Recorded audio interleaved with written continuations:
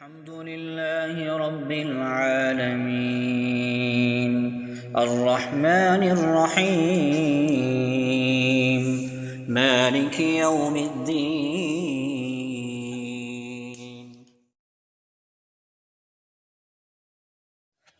بسم اللہ الرحمن الرحیم۔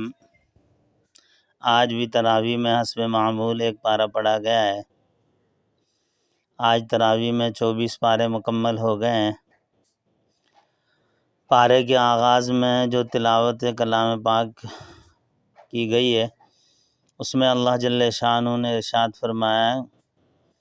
جو مضمون بیان ہوا ہے اس میں یہ بات ہے کہ جھوٹ بولنا، اللہ جل شانہ کے اوپر جھوٹ باندھنا اور حق کی تکذیب کرنا، جھٹلانا حق کو۔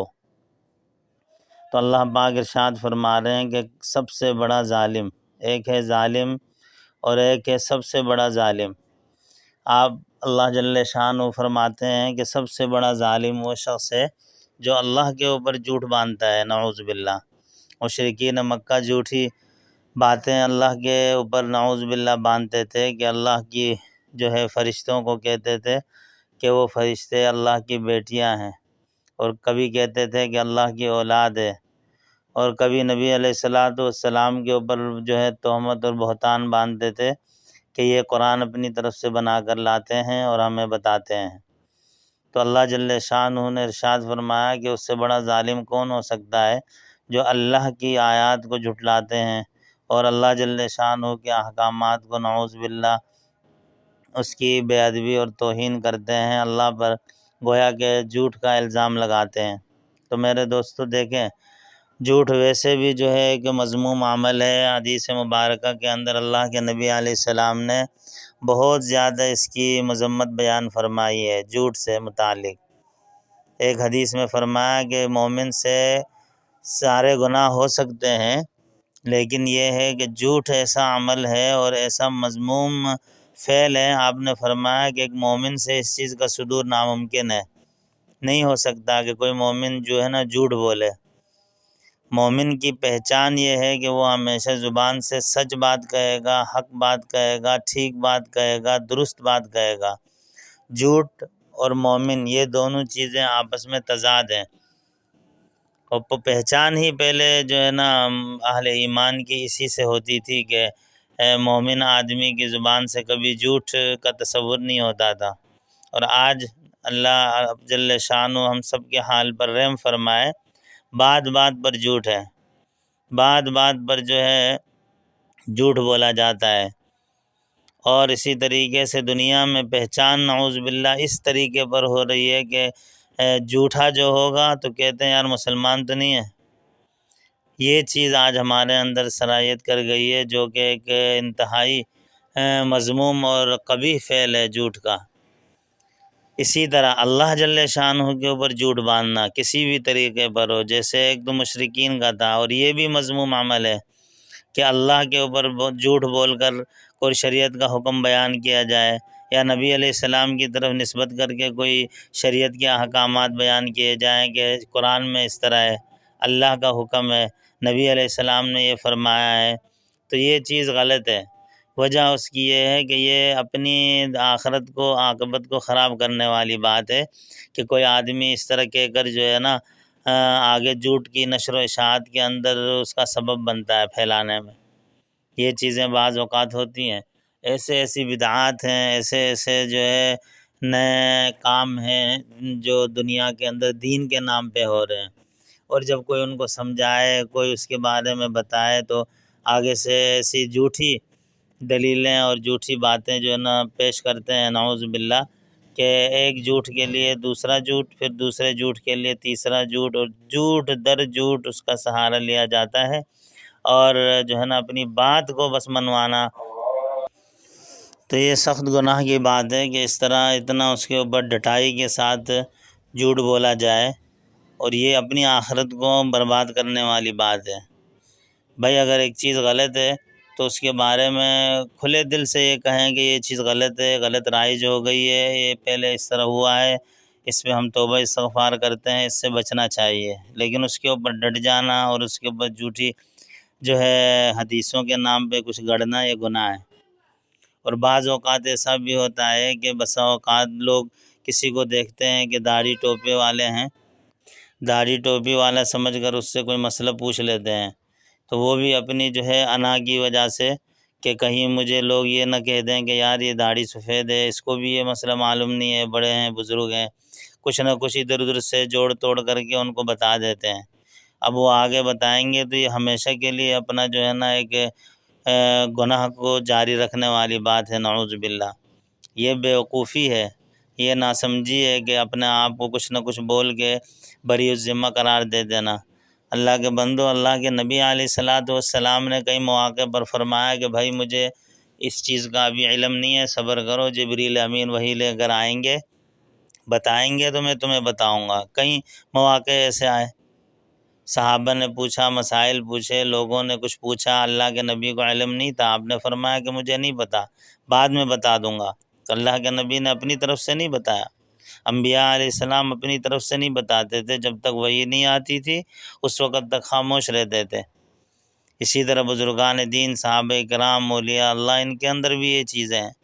امام ابو حنیفہ رحمہ اللہ سے کئی جگہوں پر یہ چیز منقول ہے، کہا کہ واللہ عالم، نہیں مجھے علم ہے۔ تو اگر آج کوئی عالم، کوئی مفتی، کوئی شیخ الحدیث اگر یہ کہہ دے کہ بھائی مجھے ابھی اس کے بارے میں پتہ نہیں ہے، بعد میں بتا دوں گا، یا میرے علم میں نہیں ہے، تو اس پہ کوئی یہ اچنبے کی بات نہیں ہے یا حیرانگی کی بات نہیں ہے کہ ان کو کیوں معلوم نہیں ہے۔ بھائی دین سمندر ہے، علم سمندر ہے، نت نئی چیزیں، نت نئے مسائل سامنے آتے ہیں، اپنی طرف سے نہیں کہنا ہے۔ بعض اوقات کہہ دیتے ہیں کہ فرمایا، اور کوئی اس طرح کی دین کی بات بتا دیتے ہیں، اب وہ فرمایا کا فاعل پتہ نہیں ہوتا کہ کون ہے۔ اس طرح نہ ہو، جو چیز مستند ہو، معلوم ہو، بتائیں، تاکہ اس طرح کی وعیدات کی زد میں نہ آئیں۔ تو اسی طریقے سے ایک تو اس کی مذمت ہے، اور آگے ایک اہم بات اللہ جل شانہ نے اپنے ان بندوں کے بارے میں جن سے غلطیاں، کوتاہیاں، نافرمانی، سرکشی ہو گئی ہے، گناہ گار ہیں، ان کو اللہ نے امید دلائی ہے کہ بھائی آؤ، گناہ ہوئے ہیں، کوئی مسئلہ نہیں، شیطان ساتھ ہے، آپ سے غلطی ہوئی، کوتاہی ہوئی، اب آ جاؤ اللہ کی طرف، اللہ کے رحمت سے مایوس نہیں ہونا۔ یا عبادی الذین اسرفوا علی انفسہم لا تقنطوا من رحمت اللہ، کہ اللہ کی رحمت سے مایوس نہ ہو، اللہ کی رحمت وسیع ہے، اور اللہ پاک بلا رہے ہیں، اور بلا بھی انہی لوگوں کو رہے ہیں جن سے گناہ ہوا ہے، کوئی ان کو نہیں بلا رہے ہیں کہ جن سے گناہ نہیں ہوا ہے۔ گناہ ہوا ہے، اللہ فرماتے ہیں کوئی مسئلہ نہیں، آ جاؤ، یہ میں نے تمہارے لیے اپنی رحمت کو وسیع اور کشادہ رکھا ہے، جب مانگو مجھ سے، رو گڑ گڑاؤ، معاف کرتا ہوں۔ کبھی رمضان دے دیتے ہیں اللہ پاک کہ اس میں رو گڑ گڑا کر معافی مانگ لو، کبھی اللہ جل شانہ اعتکاف کی عبادت عطا فرماتے ہیں، شب قدر کی راتیں عطا فرما رہے ہیں، طاق راتیں اللہ پاک عطا فرما رہے ہیں۔ کیوں؟ کہ اے میرے بندو، میری رحمت سے مایوس مت ہونا، آ جاؤ، آ کے مجھ سے مانگو۔ اللہ سے مانگا جائے اللہ خوش ہوتے ہیں، اللہ سے نہ مانگے تو اللہ ناراض ہوتے ہیں، یہ اللہ کی ذات ہے۔ دنیا میں انسانوں سے کسی سے سوال ایک دو دفعہ کریں، تیسری دفعہ غرائیں گے، اور تیسری مرتبہ بات نہیں کریں گے، قریب نہیں چھوڑیں گے، اور جن سے نہ مانگو تو وہ خوش ہوتے ہیں۔ اللہ کی ذات یہ ہے کہ جتنا مانگو اتنا خوش ہوتے ہیں، جتنا کم مانگو گے، اللہ کی ذات ایسی ذات ہے کہ نہ مانگنے سے، کم مانگنے سے اللہ ناراض ہوتے ہیں۔ تو بہرحال اس صورت کے اندر اللہ جل شانہ نے اپنے گناہ گار بندوں کے لیے اعلان عام فرمایا کہ آ جاؤ، رحمتوں کو لوٹو، بخشش مانگو، مغفرت طلب کرو، جو چاہیے مجھ سے مانگو، میں رب ہوں اور مغفرت کرنے والا ہوں، معاف کرنے والا ہوں، بخشنے والا ہوں۔ پھر بھی اگر ہم نہ آئیں، پھر بھی ہم اس سے فائدہ نہ اٹھائیں، تو ہم سے بڑا شقی، ہم سے بڑا بد نصیب، ہم سے بڑا نقصان اٹھانے والا، اور ہم سے زیادہ خسران کے اندر جو ہے پڑھنے والا کوئی اور نہیں ہوگا، کیونکہ ان سے، ان اوقات سے، ان ایام سے، اور ان دن اور راتوں سے، بابرکت سے، دنیا میں پھر اور کوئی اس طرح کی جگہ ہے ہی نہیں، نہ ایسے مواقع ہیں۔ اگر یہ گنوا دیا ہم نے تو نقصان ہے۔ تو اللہ نے اپنے گناہ گار بندوں کو امید دلائی کہ آ جاؤ۔ اس کے بعد سورہ مومن سورت کے نام سے اب تو ہمیں اتنی مناسبت پیدا ہو گئی ہوگی کہ ہمیں سمجھ میں آ جائے کہ سورت کا نام مومن کیوں ہے۔ اس میں حضرت موسیٰ علیہ السلام پر ایمان لانے والے ایک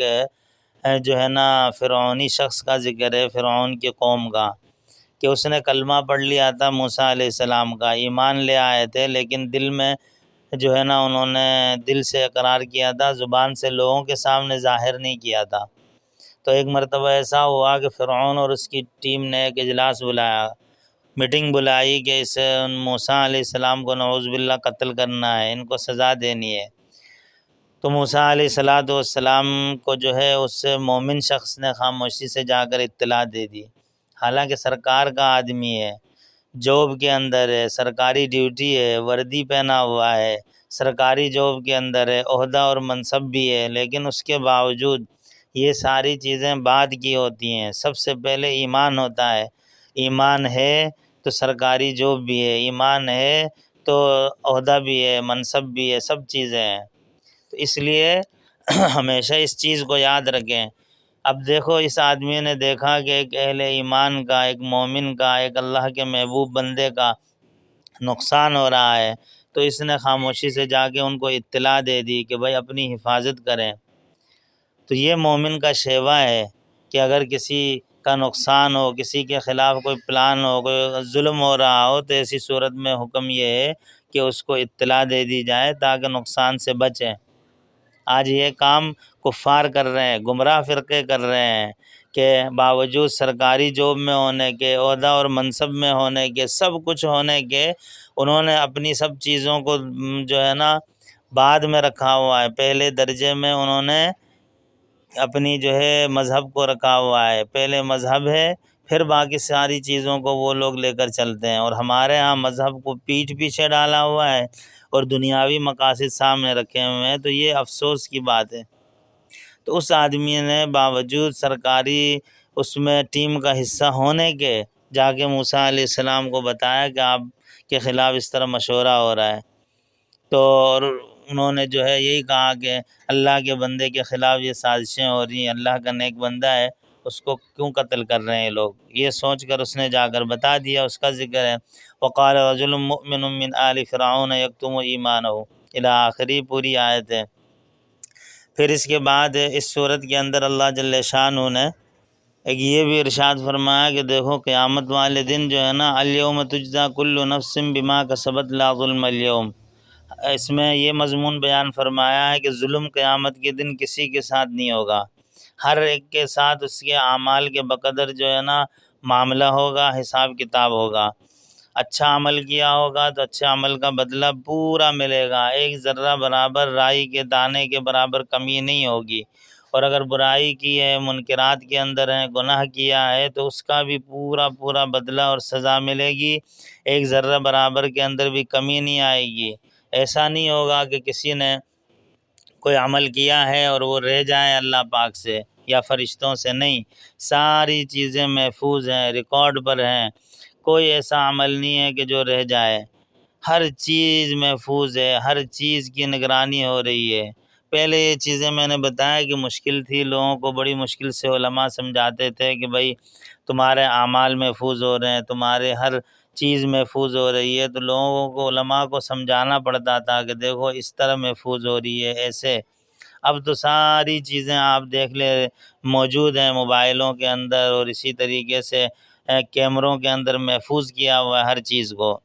اب تو ایک ایسی عجیب بات ہے کہ آدمی دنیا سے چلا جاتا ہے لیکن اس کے گناہ پیچھے صدقہ جاریہ کے طور پر، نعوذ باللہ، صدقہ جاریہ تو نہیں کہہ سکتے ہیں، سیئہ جاریہ کے طور پہ چلتے رہتے ہیں، لوگ اس کو چلاتے ہیں۔ اس نے کوئی گناہ کی ویڈیو بنائی ہو، کوئی بات کی ہو، کوئی ایسا عمل کیا ہو، وہ چلتا رہتا ہے، وہ بیچارہ مر گیا ہے لیکن لوگ اس کی جان نہیں چھوڑتے ہیں۔ اسی طرح کوئی آدمی نیک تھا، اچھے اعمال کیے ہیں، عمل اچھا تھا، کوئی اچھا بیان تھا، اچھا جو ہے کوئی نیک عمل کیا ہے اور دنیا سے چلا گیا، تو اس کی بھی جو ہے نا ساری چیزیں محفوظ ہیں، لوگوں کے پاس چلاتے ہیں، کتنے سال پہلے لوگ چلے گئے، ان کی ہر چیز محفوظ ہے۔ تو اللہ جل شانہ ایک ذرہ بھی ہو، فمن یعمل مثقال ذرۃ خیرا یرہ ومن یعمل مثقال ذرۃ شرا یرہ، ایک چیز کا حساب ہوگا، اس کا ذکر ہے۔ پھر آگے انسان کی تخلیق کا ذکر ہے کہ کتنا کمزور، کیسے کیسے اس کے تخلیق کے مراحل سے اس کو گزارا اور کتنا خوبصورت سانچے کے اندر اس کو بنایا ہے۔ آخر میں جو ہے صورت ہے سورہ حامیم سجدہ، بار بار یہ بات آ رہی ہے کہ حامیم، حامیم عین سین قاف، یہ سب جو ہے نا حروف مقطعات ہیں، اور سجدہ اس صورت کے اندر بھی جو ہے نا سجدہ تلاوت آیا ہے، تو اس صورت کا نام حامیم سجدہ ہے۔ اس کے شروع میں چونکہ قرآن کی حقانیت اور مشرکین کا انکار ہے، تو مشرکین تو بار بار اللہ کے نبی سے مختلف جو ہے نا چیزوں کی ڈیمانڈ کرتے تھے کہ یہ چیز دکھاؤ، یہ چیز دکھاؤ، تو اللہ کے نبی علیہ السلام نے فرمایا کہ بھئی دیکھو، قل انما انا بشر مثلکم یوحی الیہ، میرے پاس تو میں بھی بشر ہوں، میں کوئی اپنی طرف سے نہیں کرتا کہ تمہارے کہنے پہ کچھ کروں، تمہاری ڈیمانڈز کو پوری کرتا رہوں، میں تو ایک انسان ہوں، بشر ہوں، بس فرق اتنا ہے میرے اور تم میں کہ مجھے اللہ نے نبی بنایا، میرے پاس وحی آتی ہے آسمان سے، میں اپنی طرف سے کچھ بھی نہیں کہتا، وحی آتی ہے تو میں بتاتا ہوں، وحی نہیں آتی میں خاموش رہتا ہوں۔ اللہ اگر اس تمہارے مطالبات کو پورا کرے تو کرے، میں تو نہیں کر سکتا، میں ایک انسان ہوں، بشر ہوں، اس کا ذکر ہے۔ پھر آگے ساتھ جو ہے نا آیات کے اندر مشرکین کی ایک اور شرارت کا ذکر ہے کہ قرآن پڑھتے تھے تو کانوں پہ ہاتھ لگا دیتے تھے، یا اسی طریقے سے شور مچاتے تھے بہت زیادہ، والغوا فیہ وقال الذین کفروا لا تسمعوا لہذا القرآن والغوا فیہ، شور کرتے تھے کہ مت سنو، کبھی شور کرتے تھے، کبھی کانوں میں انگلیاں ڈالتے تھے، اور کبھی جو ہے نا آنے والے نئے لوگوں کو کہتے تھے کہ کان بند کر لینا، کہیں تمہارے کان میں ان کی بات نہ پڑ جائے، ان کی بات سن کر لوگ ان کے ہی ہو جاتے ہیں۔ ابو ذر غفاری رضی اللہ فرماتے ہیں میں آیا تھا مکے میں کہ دیکھوں تو صحیح، پہلے ہی مجھے کہا گیا کہ کانوں میں کو بند کر لو، کہیں ایسا نہ ہو کہ ان کی بات سنو تو ان کے ہو جاؤ، تو کہتے ہیں میں ڈر کر میں نے کانوں میں روئی ڈال دی۔ ایک دو دن اسی طرح گزرے، پھر دل میں خیال آیا کہ یار دیکھوں تو صحیح، سنوں تو صحیح ہے کیا، صحیح بات ہوگی تو مان لوں گا، نہیں تو چھوڑ دوں گا۔ کہتے ہیں سنا تو فوراً جو ہے نا ان کی حالت بدل گئی، کہا کہ بھئی یہ تو اللہ کا کلام معلوم ہوتا ہے، یہ سچا کلام معلوم ہوتا ہے، یہ نبی سچے معلوم ہوتے ہیں، کلمہ پڑھا مسلمان ہو گئے۔ تو آج بھی ایسی ہوتا ہے کہ جو حق بات کہنے والے ہیں، حق و علماء ہیں، وہ مساجد میں، مدارس میں، حجروں میں، خانقاہوں میں ہیں، اور جو فساد پھیلانے والے ہیں، ان کو فتنہ پھیلانے والے، فرقہ واریت پھیلانے والے، ان کو ٹوپ کے چینلوں پہ بٹھایا جاتا ہے، اور پھر وہاں پر وہ حق کے بجائے وہی بات کہتے ہیں جو ان کو کہی جاتی ہے کہ اس لائن سے اس لائن تک آپ نے گفتگو کرنی ہے اور اس طرح کہنی ہے۔ تو حق والوں کی حق بات کو دبانے کے لیے مختلف پروپیگنڈے اور سازشیں اور ہتھ کنڈے ہیں، ان میں سے ایک یہی ہے کہ ان کی بات کو آگے نہیں پہنچنے دیا جاتا، جو فسادی اور انتشار والے لوگ ہیں، متنازع لوگ ہیں، ان کو پہلے فرنٹ لائن پہ بٹھایا جاتا ہے، اور ان کو بولا جاتا ہے کچھ اور کیا بات تو تمہاری جو ہے نا آئندہ ٹرانسمیشنوں میں نہیں بلائیں گے، آئندہ تمہیں جو پھر تنخواہ نہیں ملے گی، پیسے نہیں ملیں گے، لفافہ نہیں ملے گا، تو وہ لوگ اسی ان کے کہنے پر لکیر کے فقیر بن کر چلتے رہتے ہیں، اور لوگ ان سے نعوذ باللہ متاثر بھی ہو جاتے ہیں، بعض مرتبہ خود بھی گمراہ اور دوسروں کو بھی گمراہی کی طرف لے جاتے ہیں۔ بہت کم ہیں جو حق والے ہیں، اکا دکا ہیں، ایسا نہیں ہے کہ نہیں ہے، وہ ہیں، لیکن وہ بھی بہت محتاط انداز میں بات کرتے ہیں۔ تو بہرحال یہاں پر اللہ جل شانہ نے اس کا ذکر فرمایا، قرآن کی حقانیت اور مشرکین کا اس کے مقابلے میں مختلف سازشیں کرنا۔ اللہ جل شانہ میں قرآن سنت کو صحیح سمجھنے اور